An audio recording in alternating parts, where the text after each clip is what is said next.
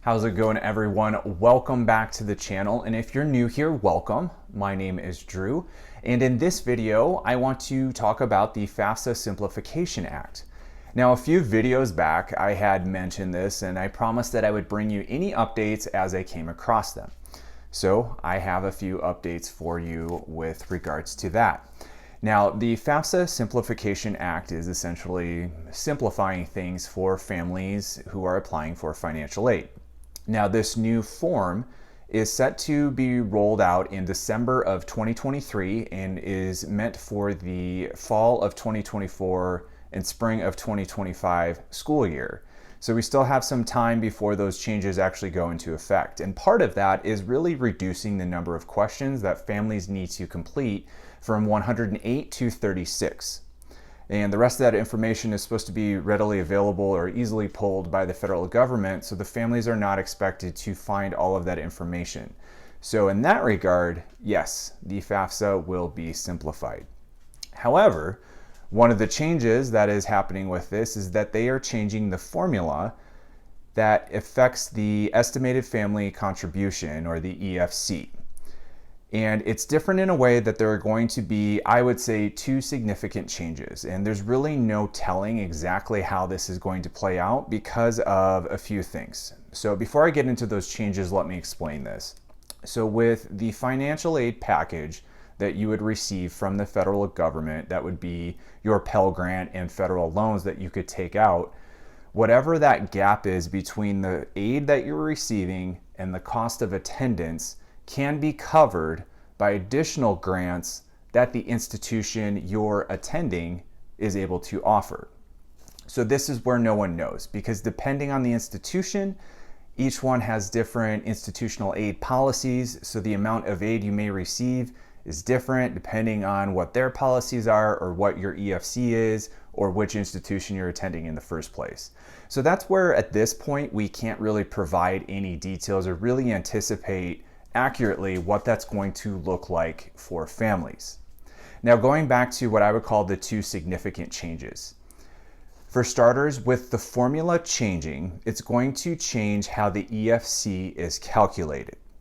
And at this point, what we know is that the EFC will come back, I believe, a little bit lower, which means that more students are going to be eligible for more federal grant aid or Pell Grants. So the numbers will be changing, so you could be eligible for a larger Pell Grant, which is great news because grants you receive as money, you do not have to pay back, whereas loans, you will have to pay back over time with interest. So Pell Grants are awesome. We actually need them larger if we could, but with the new FAFSA formula, that may be possible. So there's one pro, because it's going to increase the number of students who receive Pell Grants, and it's also going to increase the amount of Pell Grants awarded. The other significant change is not as positive. So under the old formula, if you had two or more children going to college at the same time, you received sort of a discount. And so let me use an example. Say your EFC is $50,000 and you had two children going to college at the same time. When you submit the FAFSA with the two children, you would get sort of a split. So it would show for each child, your EFC is actually $25,000 each instead of $50,000. So that would make you eligible for more aid federally and institutionally. So you'd get sort of a sibling discount. What they're saying is with this new formula, that is going away.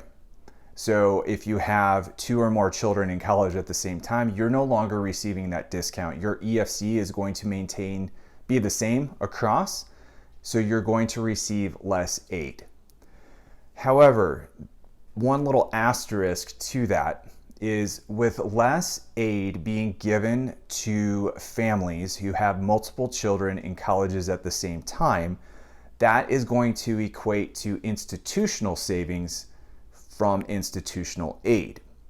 So now the question is, what are these institutions going to do with these savings? Are they going to repackage their own institutional aid formulas? Are they going to change their policies?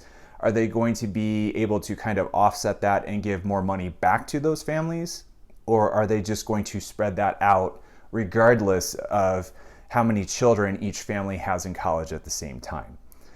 So at this point, those are two significant changes, I would say. I will have links to resources down below. I believe there's one website that has a bit of a calculator that you can kind of play around with to see roughly what the types of aid you would receive, and if your EFC increases, how the aid may decrease, and things of that nature. But I think this is just something to be aware of ahead of time, and as we move forward, what is that going to look like? How do we change what we can to benefit the student? What are the institutions going to do? There's still some time to figure that out, but I wanted to bring those updates to you. And again, if I get a little bit more clarification on what these mean, or if there's a better way to get a clearer picture, I will definitely let you know. So if you do know anything, or if you've heard anything from your own institution, let me know in the comments down below. And like I said earlier, if you want to continue to see these updates or learn about other updates within the world of higher education, make sure you hit subscribe. And with that, I will see you in the next one.